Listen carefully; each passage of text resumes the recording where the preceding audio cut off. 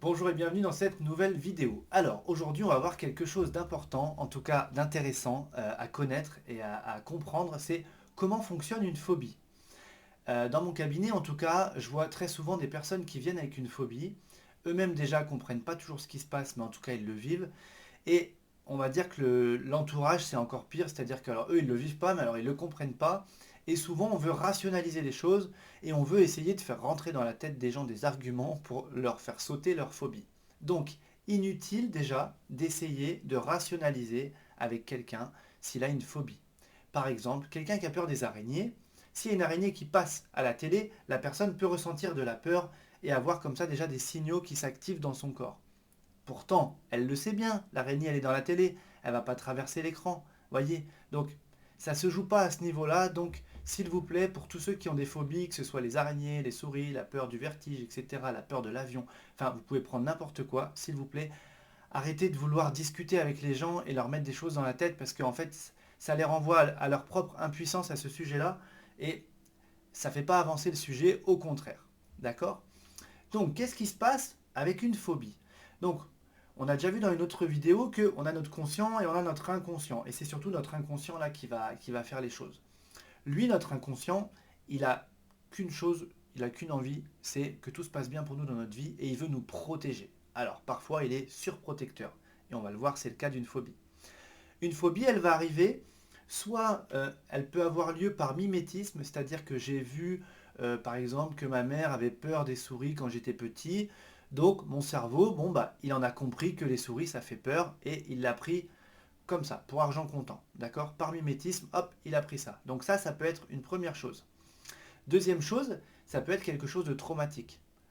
Si je reprends par exemple les souris, ben, je me suis retrouvé dans une pièce, la pièce était très étroite, j'étais tout petit, et puis d'un coup il y a une souris qui est passée, je me suis dit qu'elle pourrait jamais sortir et qu'elle allait sauter sur moi. Ah, j'ai eu très peur, vous voyez. Donc ça c'est une expérience qu'on va appeler traumatique.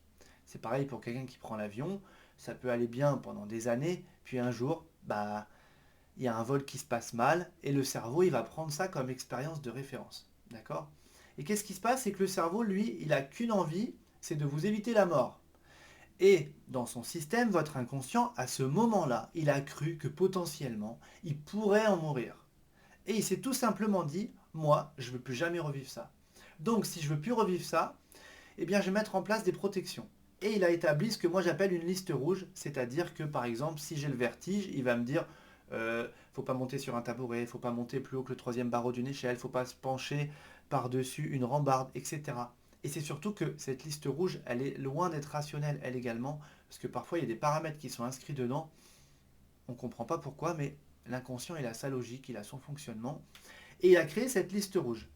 Et lui, dès qu'il y a un élément de cette liste rouge qui va apparaître, qui va se présenter à vous, ou que vous allez peut-être avoir à vivre, là, il va déclencher tous les signaux.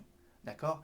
Et là, c'est vraiment le cerveau qu'on appelle reptilien, d'accord? Notre cerveau le plus primaire, l'instinct de survie, qui va s'activer et qui va activer des signaux. Et on sait que les trois grandes réactions, c'est attaque, fuite ou inhibition. D'accord? Donc c'est soit j'attaque, soit je fuis, soit je suis figé, je suis tétanisé. Donc souvent dans la phobie, c'est souvent la fuite ou cette forme d'inhibition, d'accord? Et quand on ne peut pas fuir à l'extérieur, on va fuir à l'intérieur, et c'est pour ça que parfois ça peut aller jusqu'au malaise. Mais pour le système, c'était la meilleure façon de vous protéger. Donc voilà comment fonctionne une phobie, c'est qu'en fait votre inconscient, à un moment donné, il a cru que vous alliez mourir, il n'a plus jamais envie que ça se reproduise, et donc il a mis différents paramètres comme ça, en disant si je ne revis jamais ça, ni ça, ni ça, ni ça, c'est ok, je risque plus rien à ce sujet-là. D'accord? Et le travail du thérapeute, c'est d'aller effacer cette liste, d'aller supprimer les éléments de la liste pour que finalement la situation se présente, l'inconscient il va voir dans sa base de données et il voit qu'il n'y a plus de problème. Et ça y est, on est libéré de la phobie. Vous voyez, c'est un petit peu comme un système d'alarme qui serait réglé tellement sensible que à peine bah, il y a, on va dire, un courant d'air, bah, il se déclenche. Bah non, en fait, c'est de la surprotection. C'est bien que l'alarme se déclenche si l'intrus rentre dans la maison. Vous voyez ce que je veux dire? Euh, donc, le but en tout cas du thérapeute, c'est d'aller nettoyer cette liste qui s'est créée soit, comme on l'a vu dans l'enfance, à un certain moment, où on a pris des éléments, mais tout ça c'est très inconscient, hein, c'est une forme d'observation inconsciente, soit on a vécu une expérience très forte, et là, bah, la liste, l'inconscient, il l'a créée lui-même. D'accord? Donc voilà, j'espère que ça vous éclaire sur le sujet. Soit vous avez vous-même une phobie et bah, ça vous permet de comprendre comment ça fonctionne. Et j'aimerais vous dire que c'est pas figé du tout. Entre parenthèses, je le dis quand même, j'ai créé une technique qui permet spécifiquement de traiter les phobies. J'ai formé des dizaines de thérapeutes et les résultats sont juste énormes. Et moi j'adore parce que c'est hyper net et précis. Et cette technique, elle vise justement à aller libérer ce qui est derrière l'expérience de référence négative. Parce que c'est ça qui se passe. C'est que l'expérience de référence, elle est négative. Si je libère cette expérience de référence négative, mon cerveau va recréer une expérience de référence qui va être positive ou neutre, on pourrait dire.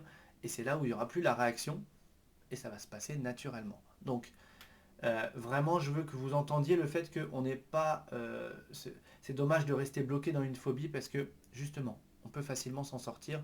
Et si vous connaissez des personnes qui ont une phobie, qui le vivent un petit peu mal, rassurez-les et dites-leur que c'est de la mécanique humaine. Moi, je dis toujours, c'est de la mécanique humaine. Il y a un fonctionnement. Une fois qu'on a compris comment ça fonctionne, déjà, c'est une première étape.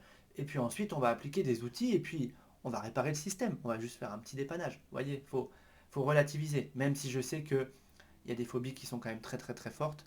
C'est toujours basé sur le principe que je viens de vous expliquer. Voilà, j'espère que ça vous sera utile. Et puis je vous dis déjà à très vite.